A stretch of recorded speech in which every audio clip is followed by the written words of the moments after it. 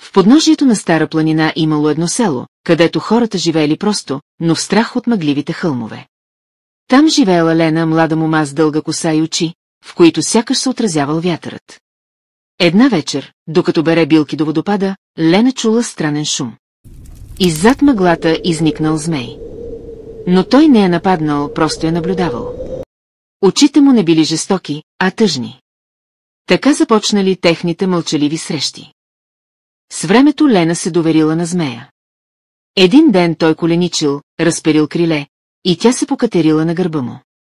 Полетели над гората, където светът изглеждал различен, без страх, без омраза, само вятър и свобода. Змеят е отвел в скритата си пещера дом, скрит от хората. Там той пазел знания и тайни от стотици години. Тя му четяла стари предания, а той й показвал небето, звездите и древни карти. Но любовта между човек и змей не била приета.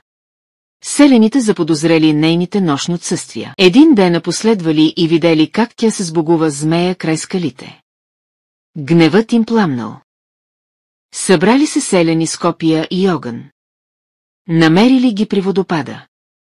Змеят разперил криле, за да защити Лена. Светкавици прорязали небето. Той не отвърнал със злоба, само свик, изпълнен с болка. Ударен от стрела, змеят се срутил на земята. Лена се втурнала при него. Сълзите й капели по люспите му. Последните му думи прошепнали древно заклинание тя да живее, но той да изчезне. Столетия минали.